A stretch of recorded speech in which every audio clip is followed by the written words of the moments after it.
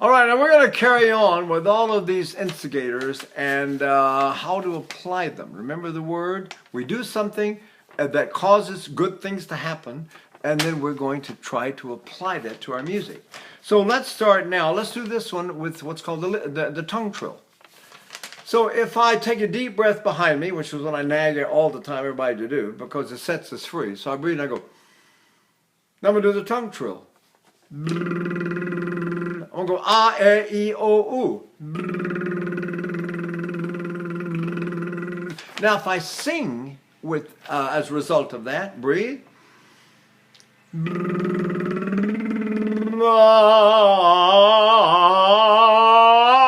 I can identify that now, I go.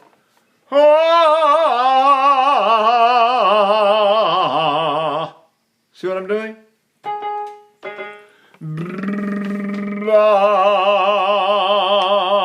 Identify, locate, repeat. Now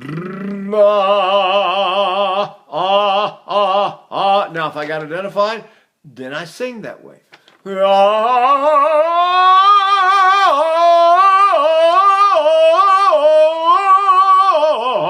And everybody says, oh, you're covering, you don't know it.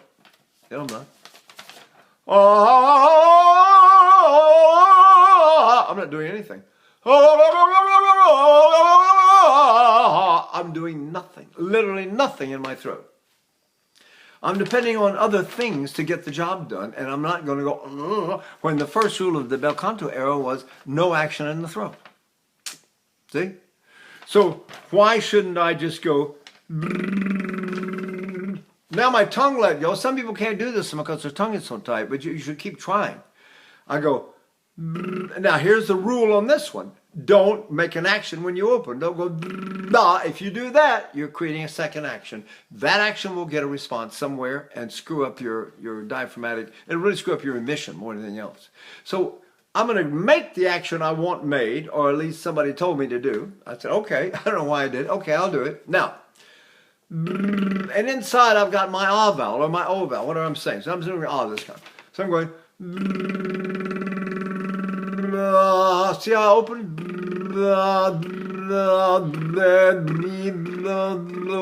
I'm really trying to minimize every action that I can. Then I don't change the shape of my throat or anything when I go to a high note. See?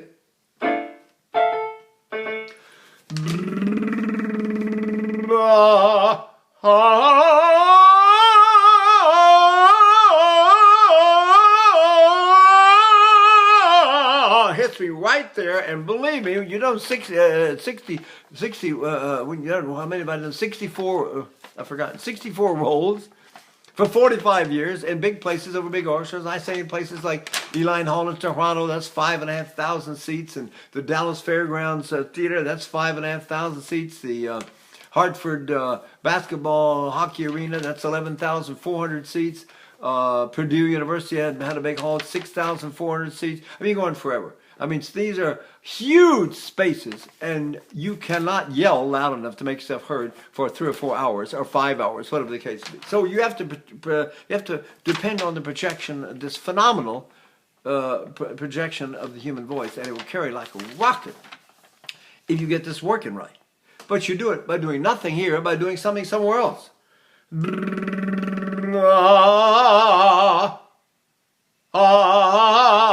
am I repeating? Think about it.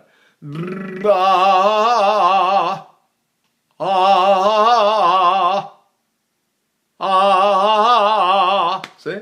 Now apply it. See? I'm trying to remember what notes some of these things.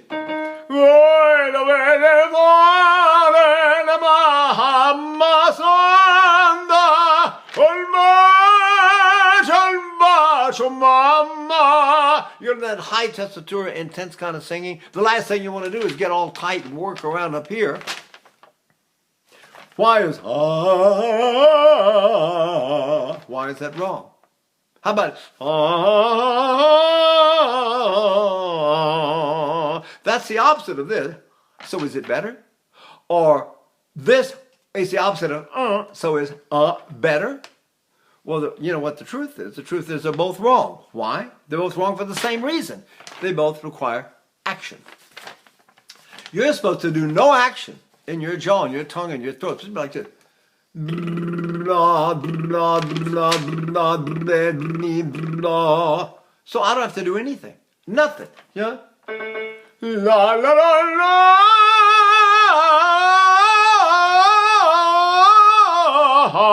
Caruso said in his book, never change the shape of your mouth when you go to a high note. You can't do that unless you breathe behind you. Simple, you know? The breath that leans up here on the diaphragm must come from somewhere. So where does it come from? Well, it's got to come from behind you and lean over to the front. See? So you think I'm doing lip trill. Now let's try something else. Let's try the mini cough. That's Manuel Garcia's whole thing was the mini cough. So I'm going to take a breath. The way he said, the superabundance of the breath. Breathe. And go.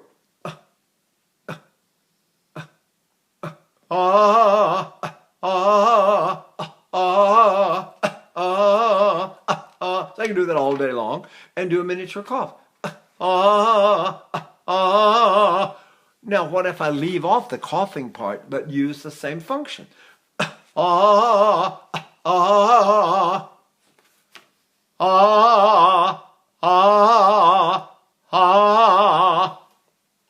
I really need to go before every note?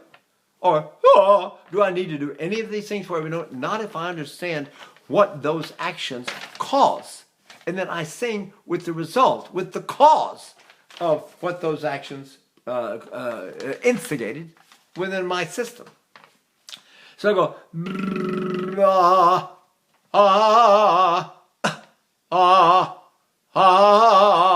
how do I do that? What is that? What in the world do I do that? I go,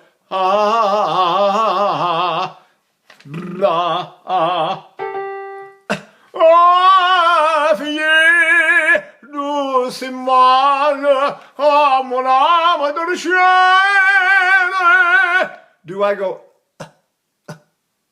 or do I do what that causes? Very important difference. Otherwise, you got to do these things all the time audibly in performance. And you should not have to do that. First of all, artistically, it's a very low point, a very sad thing to have to do, right? Now let's try a few more. Let's say, what about nyam nyam? Another good one. N opens the nose. When I say the Y, it closes my nose. Nya, nya, nya, nyam, nyam, nyam, nyam, nyam, nyam, nyam. And the M opens my nose again. So I'm going to go, nyam, nyam, nyam, nyam, nyam, nyam, nya. When I stop and open and sing nya, sing the vowel, guess what? My nose is closed. Nyam, nyam, nyam, nyam, nya. There it is. Now, if I can identify it, right, locate it. Nyam, nyam, nyam, nyam, nyam, nyam, nyam, nyam, nyam, nyam.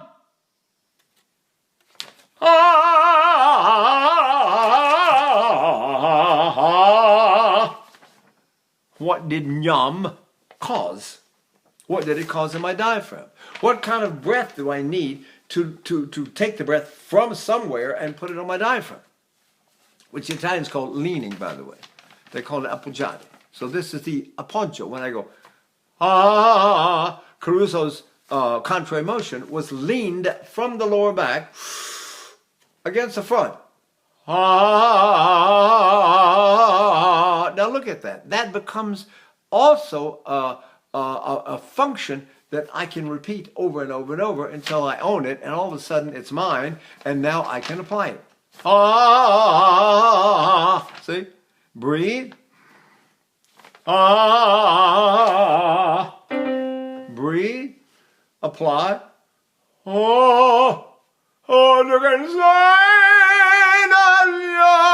Angeli eternamente pura. What am I doing down in my gut? Think about it. The diaphragm goes down like this in the front and down like that in the back. If you pull in your abdomen and breathe in your lower back, it does this. If you push your stomach out and breathe, the diaphragm goes like this, the voice in your nose, and everybody that uses that has to modify and cover some kind of process when they get to the upper register. If I lean forward, ma ma ma ma ma ma ma ma ma, I got no space. So I have to modify. Ma, I have to cover. I have to do something. But if I would go ba ba ba ba ba ba ba ba ba ba ba ba ba ba ba ba, it does it by itself. I don't have to do anything. Breathe. Contrary motion. I'm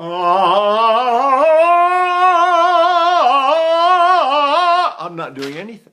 And you can check. I've been to throat doctors. I've been to pulmonologists. I've been to everybody trying to figure all this stuff out from the scientific standpoint, and none of it makes sense at all. You know,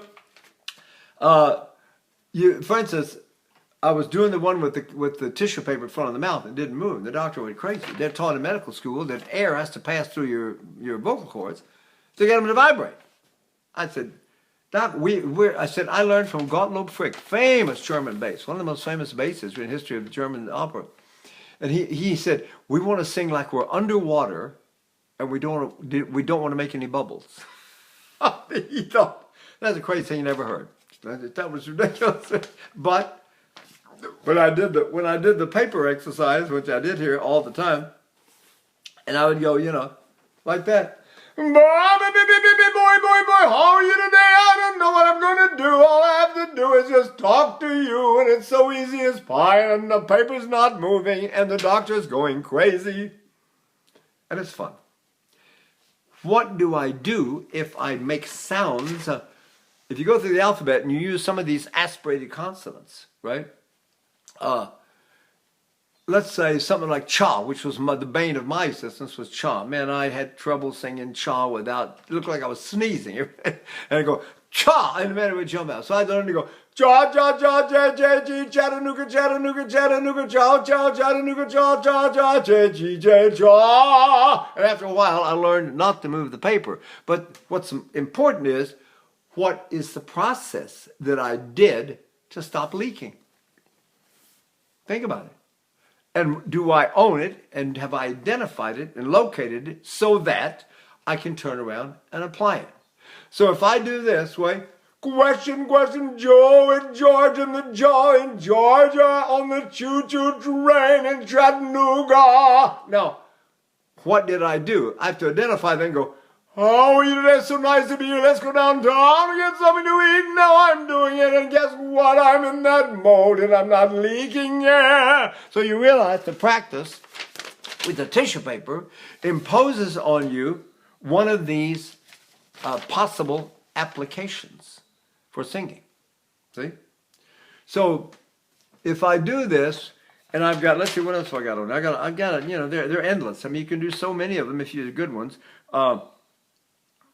No, let's see. What about sighing? Now, sighing is a famous one because Tito Schipa was so famous that he sighed, and Claudia Muzza was equally famous, and she sighed. In fact, Laudi Volpi, when he wrote his book, talks about Claudia Muzza saying, this incredible voice full of tears and sighs. If I do S-I-G-H-S, sighs, and I go, ah, ah. Now, if I sing like that, I go,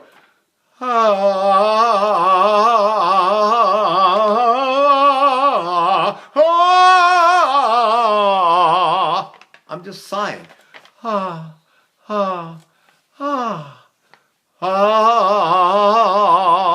one of the better ones, because you can do it without anybody hearing you sigh, and it makes you sing. If I sing, you know, whatever.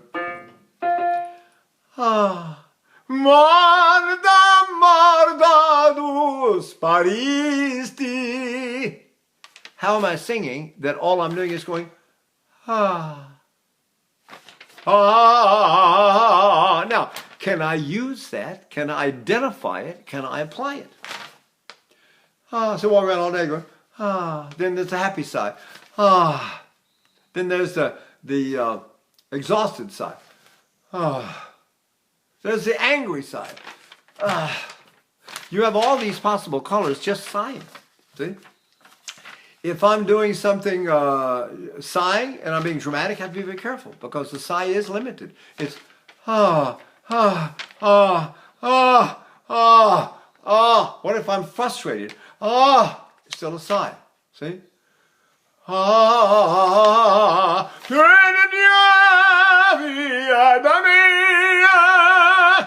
there's a spontaneity that comes in all of these, because I'm not doing anything except repeating what I did as a command process, except now the command process is the same, But what comes out is different because I'm singing now music, I'm singing different words, and blah, blah, blah. So there's no reason why you can't do these. There's the famous snore. What if I snore and I do? You notice that when I snore, everything lets go and everything relaxes.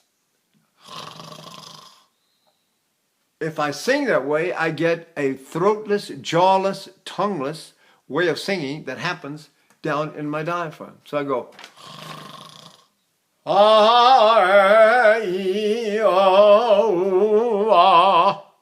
See?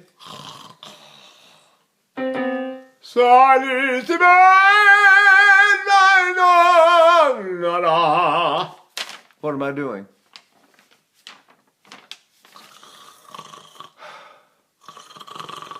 Now I'm going to snore through my nose.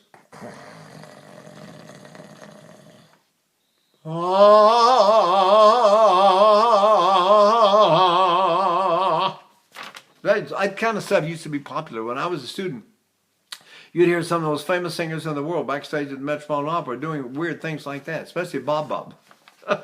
I stole Bob Bob from Jussi Bierling and Zinka Milanov. And then there was the snore. Some of the bigger, heavier voices would snore. You know, I remember Ettore Bastoni, a fabulous baritone, snoring like crazy, right? What are they doing when they snore? They're releasing everything here and activating everything down inside. Like Helge Olsang, I worked with him for nearly a year and a half. He just screamed at me, the flanks, the flanks, the flanks, the flanken, the flanken, the flanken, right? Those are your muscles down there that draw the air in.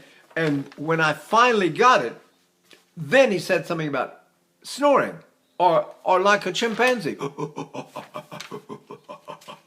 Well, why don't you tell me that in the beginning, you know, for Pete's sake. If I do that one,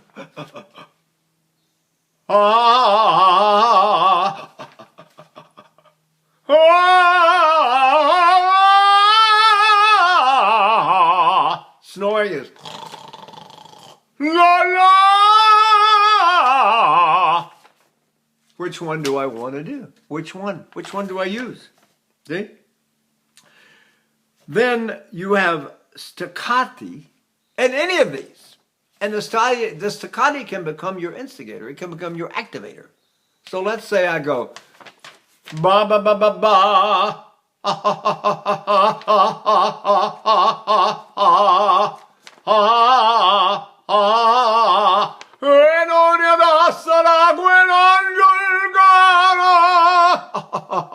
Where's my staccato? What do I do? How do I sing if I use the staccato as my instigator? You see what I mean? All of these, we just went through. I didn't count them, so I don't have numbers on them, so I don't really know. I was just trying to write down some of the ones that I remember from the great singers that I worked with. For instance, Melchior used, Lawrence Melchior used this one. Forward on his, it was a derivative of the miniature cough method. And the miniature cough is, if I repeat it and go, are those coughs? Well, you can call them what you want to, but if you do that, and you sing like that, what am I doing? See?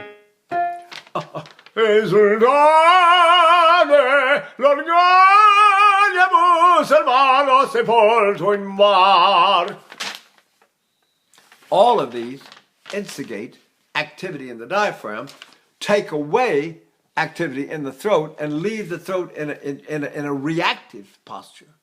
It reacts like crazy if I do things down below. When I do that, and I go,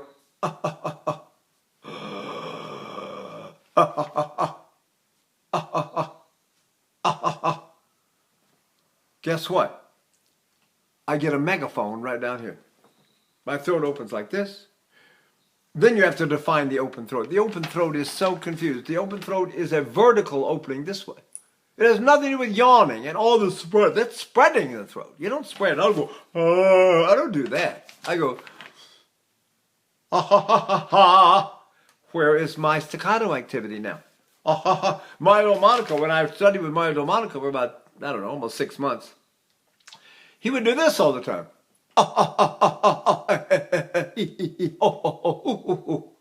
I said, God, doesn't your throat get tired? He said, no. He said, I never let the air get higher than here. He said, the only thing that goes through your throat is air. The only thing that can hurt your throat and make you feel like you have allergies all the time, or really rupture something, or really pop a nerve, or do all kinds of get nodules. The only thing that goes through your throat is air. That's the trachea. No food goes through it. No drink, no water, nothing. Just air in, air out. So how you use your air decides on what condition your vocal cords are going to be in. See? And I wish you all that when you're 82 years old, you can still demonstrate all this stuff. You know, I know I may keel over here any minute. But in the meantime, where is that? If I don't use this, there we go. Ba ba ba ba ba ba ba.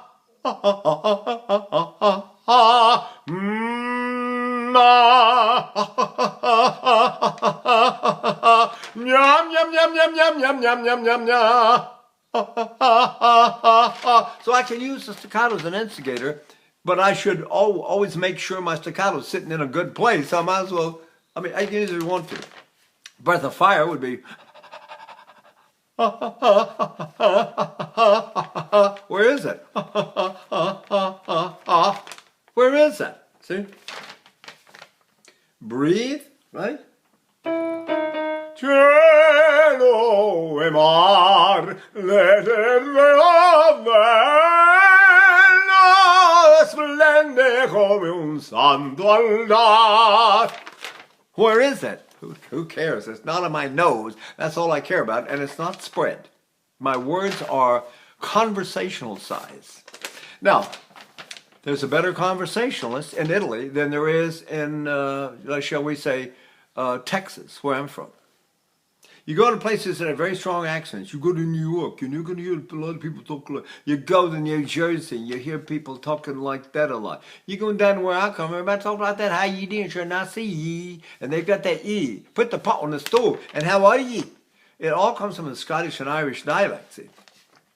So we all have to find a way to go back to our babyhood and go, what kind of phonation is that? If I can do that, you'll notice when the babies cry, where's it jumping? Well, Manuel Garcia got his whole miniature cough concept from watching babies. The other one, the other famous one, was Giovanni Lamperti, especially Junior, who identified babies crying and creating the ah vowel. And he said that the open throat in the Italian school is the same shape as the ah vowel in the Italian word S-T-A-I, stai. So you say, come stai, dove vai, cosa fai, ah, ah, ah. And guess what that is? Ah, ah, ah, ah. And guess where he picked it up and where he learned it? If I breathe and activate, and sing that way, what do I get? See? La fleur que tu m'avais jetée, ton ma brison m'aide restille, flétrie et sèche cette fleur, gardez toujours sa douce odeur. Everything is in the right? Now, there's another major one that was considered the most important of all vocalises back in the day, right? And we're going to try to identify that one. It was called la messa di voce, which sort of means the putting, the placing, the doing, doing something with the voice and placing the voice or putting the voice somewhere. If I do that, I go.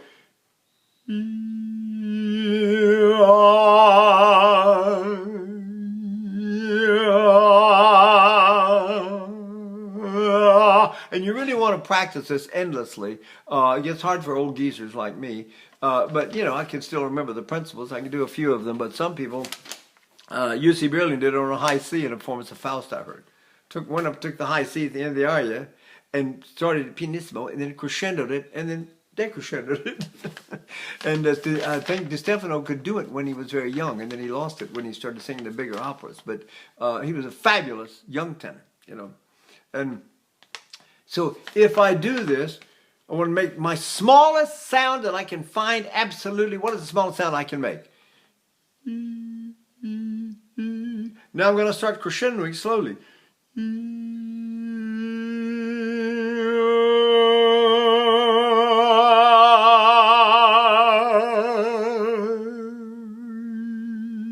Now, what you do is, if you want to use that as an instigator for everything you sing, you go.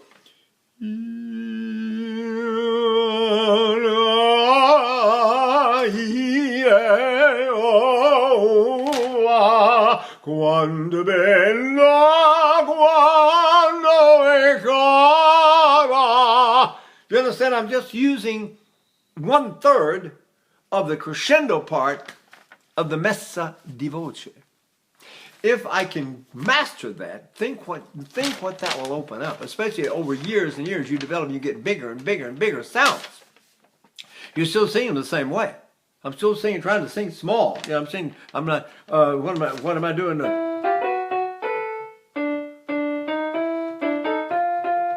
I can't remember the notes half the time.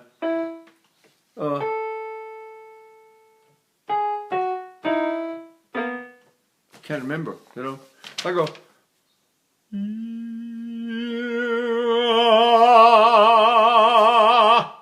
The acclaimed is God as beloved. Why can't I just use this procedure?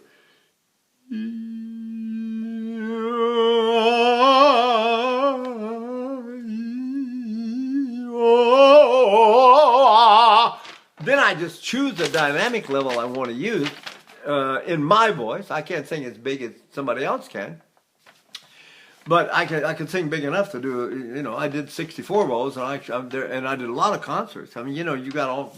God, I did Das Lied von der Erde and 970 of Beethoven. I remember going, Flo, Flo, wie seine Sonne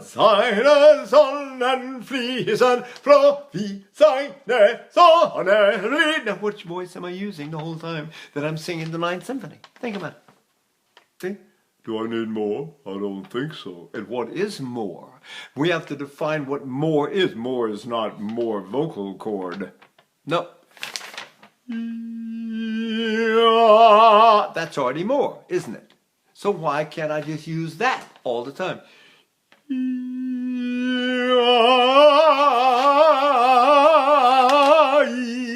What can I sing that way? Just everything that's in my range. No, maybe some orchestras are too heavy for me, and I shouldn't be competing with them, see? If I'm doing, let's say I sing Otello that way, and I go,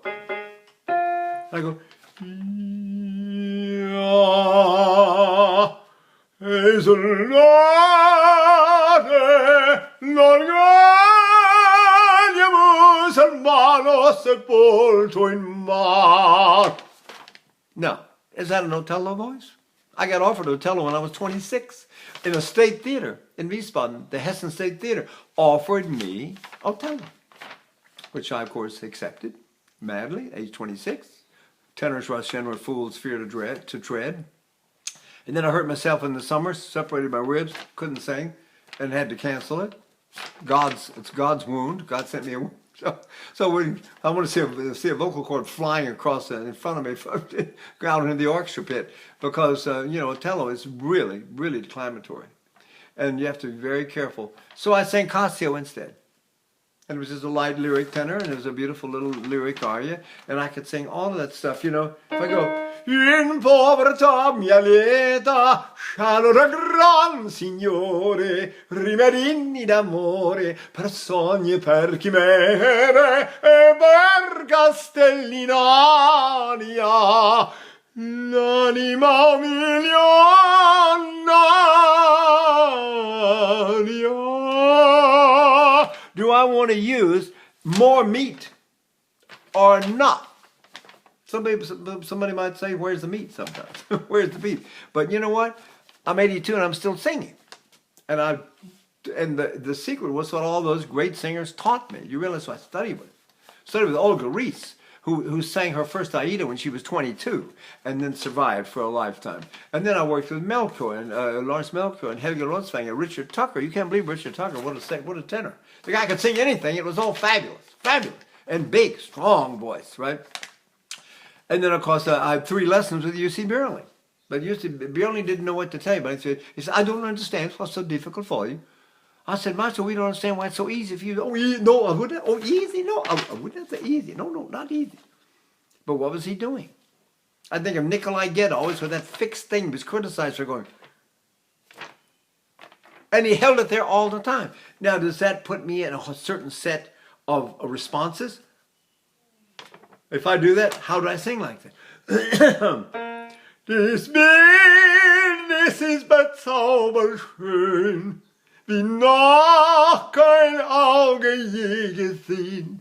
Ich fühl es, wie das Götterbild mein Herr. In other words, he used a form which is like part of the family of the sty. Remember the in the word sty? It's part of that family where you're maintaining a certain shape and you're singing through it. The fact you maintain that shape makes everything else have to conform.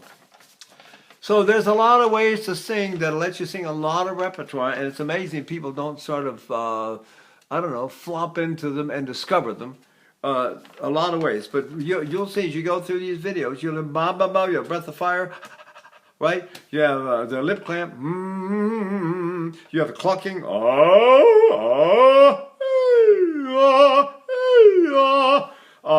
you have halla halla, and there's others we do. I'll do another video on the ones that move inward instead of outward. Right now we're sort of outward against the diaphragm, but there's a whole set of them that go inward. A lot of singers say drink the tone in.